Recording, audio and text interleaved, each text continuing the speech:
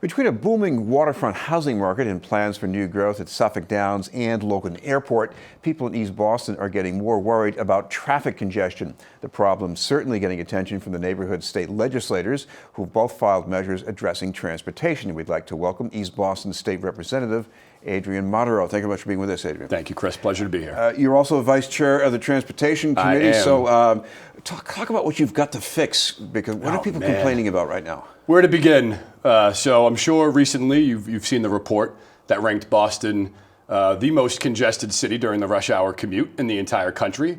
While we could be proud to be a city of many firsts, that is a dubious distinction. We do not want to be first in the rankings. And I would argue that East Boston, my district, home to Logan Airport, is probably ground zero for those congestion issues. So certainly no shortage of phone calls to my office relative to this issue. Well, some of it is because you have more people living in East Boston, but maybe even more of this problem is from outside the neighborhood. What are we talking about here? So at this point, now that we've had a couple of years to really take a high-level look at the issues driving congestion in East Boston, we've pretty much identified two major drivers. And both of them, to your point, are folks not from the community. Certainly the development is contributing to traffic, but the two main drivers, in fact, are the fact that we are the nexus for all North Shore commuters going into downtown during the morning rush.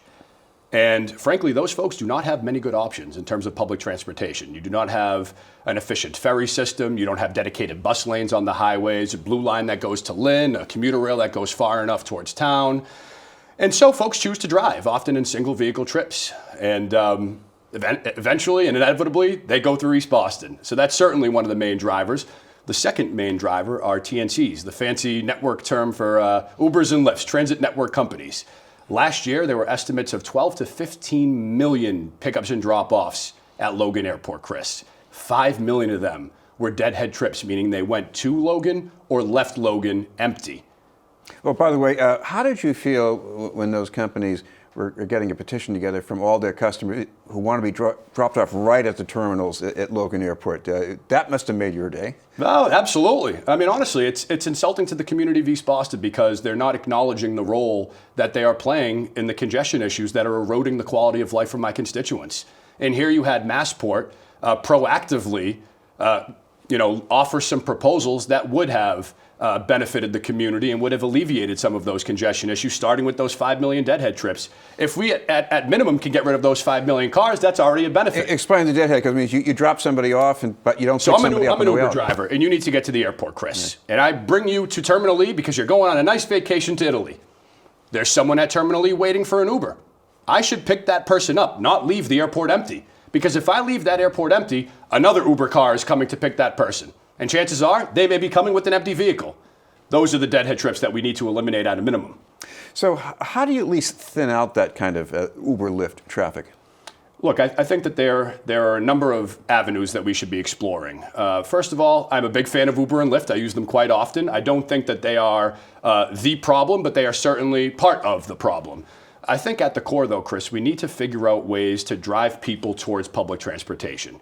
In order to do that, it starts with making it clean, making it reliable, as in the Blue Line not losing power in the middle of the Boston Harbor where my constituents need to evacuate out to Aquarium Station. Once folks know they can rely on the train, on the public transit system, to get them from point A to point B in an affordable and efficient manner, you start to change behavior. Once you start to invest in some of the important connections we want to see, red-blue connector, ferry service in the inner harbor, an extension of the Blue Line, these type of important connections, you start to make things more attractive for folks to take public transit. I mean, to circle back to the folks on the North Shore, right now we offer them Mass DOT parking lots. For example, I think there's one in Peabody. You pay a fee, you park your car, you get on a bus with a bunch of strangers to do what, Chris? Sit in the same traffic that you would have sat in your personal vehicle.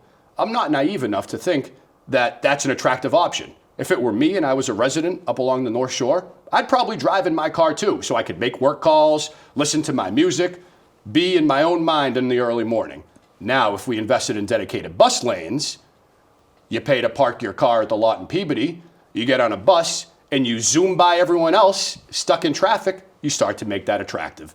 Only when we make those investments do you start to change behavior, Chris. This has been on news, and we're talking with State Representative Adrian Madaro. Representative, another idea I think you've been backing is sort of a peak pricing surcharge for people on the highways coming into Boston. Do you think that would fly at all? I think it's worked well in other places. London is a prime example that has seen a significant reduction in congestion and, in fact, an improvement in air quality with the implementation of congestion pricing. There's a couple of ways to do this, Chris. I mean, there is the one method which increases significantly the cost of commuting into town during peak hours. The measure that I filed, the piece of legislation that I'm backing, actually offers a decrease in tolls for folks who can travel off-peak. I see that as a little bit of a less regressive measure, and for a moderate to low-income community like East Boston, many folks don't have an option when to go to work. But for those who, for example, have a Flex 40, where maybe they don't need to drive in at 9 a.m., but they can start work at 10:30 in the morning, my legislation would offer them a discount to travel off-peak. Another idea I think it's in the pot is some kind of regional funding provision. That's correct. How could that work? So I believe you're pointing to the Regional Ballot Initiative, RBI. It is a mechanism that could really be used to generate revenue for any number of things.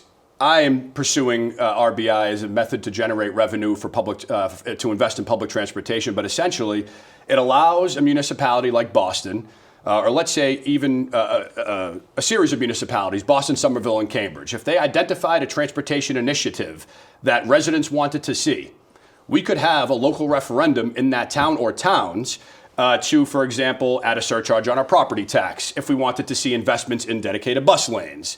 That's how that would work. Another interesting question in the Globe today, there's a story about, I guess, the lack of a really hard consensus around something big in transportation. Mm-hmm. There's a lot of tilting in the right direction, but not much else. How do you want to get beyond that to something more effective? I think that's a great question, and certainly you hear that percolating in the State House quite often. There are a number of different proposals. I've filed a number of pieces of legislation myself that would ultimately, we're all trying to figure out ways to raise revenue and invest it in public transportation infrastructure. I'm not sure what the solution will be, and frankly, I don't think any one thing is the silver bullet or the panacea to solve our congestion woes and get rid of that dubious distinction of being the most congested city in America.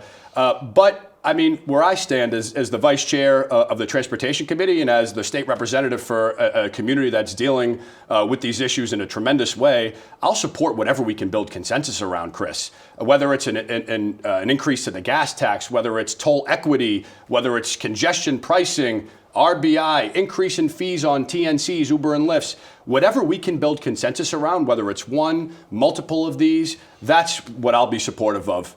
Thank you very much for being with us. Thank you, Chris. Always a pleasure. East Boston State Representative Adrian Madaro. Still to come, we'll hear about a new report on changing patterns in Boston's population. But first, his message.